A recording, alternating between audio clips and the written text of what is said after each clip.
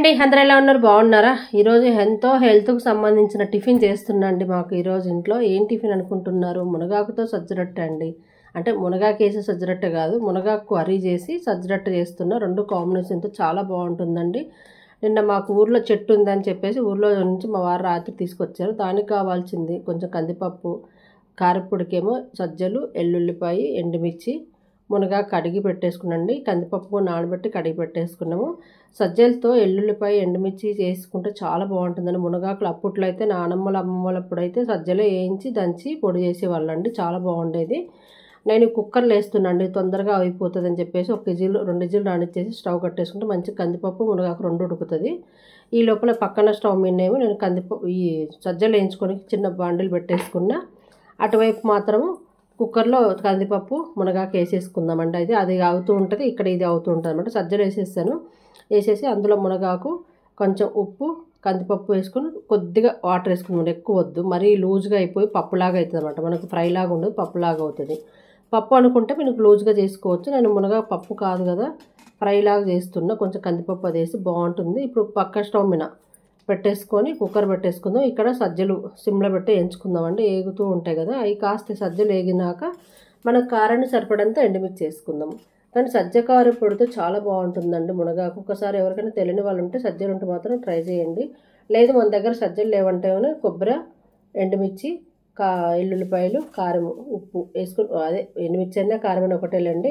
ఎండుమిరపకాయలు వేయించుకొని అందులో తగినంత ఉప్పు, ఎల్లుల్లిపాయలు, కొబ్బరి వేసుకొని మిక్సీ పట్టుకొని చేసుకున్నా బాగుంటుంది. సజ్జలు ఉంటే మాత్రం ఇలా ట్రై చేయండి, చాలా బాగుంటుంది సజ్జలతో మాత్రం. అప్పట్లో చెగ చేసేవాళ్ళు. ఇప్పుడు నా దగ్గర సజ్జలు ఉన్నాయని చేస్తున్నా. ఇప్పుడు అవి చల్లారుతుంటాయి కదా ఎండుమిర్చి సజ్జలు. ఆ చల్లారి లోపల నేను సజ్జ రొట్టెకు ఎప్పుడు నేను ఏం చేస్తానంటే సజ్జ రొట్టె గోధుమ పిండి, సజ్జపిండి కలిపి చేసేదాన్ని, లేదంటే జొన్న పిండి, గోధుమ పిండి కలిపి చేసేదాన్ని. అలా కాకుండా ఈసారి నుంచి ఏం చేస్తున్నానంటే నీళ్లు, మొన్న ఏరే వాళ్ళు చెప్పారనమాట, 2 కప్పులు నీళ్లు పోసి 1 కప్పు పిండి పోసేసి కొద్దిగా నీళ్లు మరిగేటప్పుడు ఉప్పు వేసి మరిగేటప్పుడులో పిండి పోసేసుకొని స్టవ్ కట్టేసుకోవాలంట.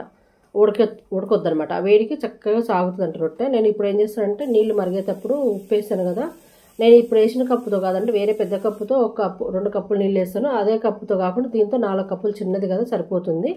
వేసేసుకొని ఇదే విధంగా అయినప్పుడు గిన్నె తీసి పక్కకు పెట్టేసుకుందాము. పక్కకు పెట్టేసుకొని మనం ఇందాక సజ్జలు, ఎండుమిర్చి వేయించుకున్నాం కదా, అందులో ఉప్పు, కొద్దిగా కొంచెం బెల్లం ముక్క అది వేసి మిక్సీ పట్టుకుందామండి.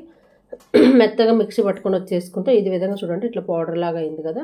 దీన్ని పక్కకు పెట్టేసుకొని మనం రొట్టె పిండి కూడా చల్లారిందేమో చూద్దాం. ప్లేట్లు వేసుకొని చల్లారి తెగిన రొట్టె కూడా చేసేసుకుందాం. మునగాకు కూడా ఉడికిందండి. 2 విజిల్ రానిచ్చి సిమ్లో పెట్టేసాను. అది స్టవ్ కట్టేసుకుంటే సరిపోతుంది. అది చల్లగా అవ్వలేదండి, అందుకే పక్కకు పెట్టేసుకొని ఉల్లిపాయలు ఈ పోపు వేసుకుందాం. మునగాకు అది అయ్యే లోపల ముందు పోపు పెట్టేసుకుంటామంటే సరిపోతుంది కదా అని ఉల్లిపాయలు, ఎండుమిర్చి, కరివేపాకు, తాలింపు గింజలు, తగినంత నూనె అన్నీ వేసేసుకున్నాండి. ఇది రెడీ అవుతుంది కదా, పోపుకు రెడీ అవుతుంది. కొద్దిగా పసుపు వేసేసుకొని కుక్కర్ కూడా చల్లారింది, కొంచెం ఉప్పు వేసుకొని అది చల్లారిన తర్వాత కుక్కర్లో కందిపప్పు, మునగాకు చక్కగా ఉడికిపోయిందండి. నీళ్ళు కూడా అక్కడికక్కడ సరిపోయింది, లూజు లేకుండా. మనకు వాటర్గా ఉండదు అనుకోండి, కొద్దిసేపు మనం పోపులు వేసినా కొంచెం సెగన పెడితే ఆ వాటర్ లాగేసుకున్నాక మనం మిగతా కారపొడి వేసుకోవచ్చు. ఇప్పుడంతా ఏం లేదు, ఒట్టిగా ఉంది కాబట్టి నేను మునగాకు వేసిన వెంటనే ముందుగా మనం రెడీ చేసుకున్న కారపొడి కొంచెం ఉప్పు తక్కువైందని ఉప్పు వేసేసుకున్నా. చక్కగా కలిపి వేసుకుంటే ఒకవైపు సజ్జరొట్టె కూడా రెడీ అవుతుందండి. ఈ మునగాకు కూడా రెడీ అయిపోయింది. కానీ మునగాకు చాలా మంచిదండి హెల్త్కి మాత్రము. మనకు దొరికినప్పుడు ఏదో ఒక టైంలో దొరికినప్పుడు వారానికి ఒకసారి, నెలకు ఒకసారి, 2 నెలలకు ఒకసారి, ఎప్పుడో ఒకసారి తినండి. దొరికితే మాత్రం మంచిది ఇది. కానీ సిటీలో కూడా నమ్ముతుండే కానీ మనకి రేట్ ఎక్కువ, కొంచెమే వస్తుంది. ఎక్కువ తక్కువ పోన్లేండి, ఏమవుతుంది, మిగతా కూరగాయలతో పోలిస్తే చాలా బెటర్ కదా. తీసేసుకొని ఒకసారన్నా తినేద్దాము, బాగుంటుంది కదా హెల్త్. ఊరు వెళ్ళినప్పుడు అయితే నేను ఖచ్చితంగా దొరికితే తీసుకొచ్చుకుంటా అండి. పొడి కానీ అలా చేసి పెట్టుకుంటే బాగుంటుంది. ఎండబెట్టుకొని స్టోరేజ్ చేసి పెట్టుకున్నా చాలా బాగుంటుంది. అన్ని విధాలా పనిచేస్తుందండి మునగాకు. పిల్లలకైనా పెద్దవాళ్ళకైనా హెల్త్కి చాలా మంచిది కాబట్టి ఇలాంటి మనము పిల్లలైనా మనమైనా తిని పెడితే మంచిది అనుకుంటున్నా. ఈ వీడియో అందరికీ నచ్చుతుంది అనుకుంటున్నా. నచ్చితే చిన్న లైక్ చేయండి అబ్బా, షేర్ చేయండి, కామెంట్ చేయండి. మీరు ఈ విధంగా దొరికితే మునగాకు సజ్జ రొట్టె, జొన్న రొట్టె అయినా సరే, గోధుమ పిండి చపాతీ అయినా సరే, అది ఏది లేదంటే ఊరికే స్నాక్స్లాగా మామూలుగా ఉప్పు కారం వేసుకొని లైట్గా తిన్నా కానీ చాలా బాగుంటుందండి. ప్లీజ్ నచ్చితే లైక్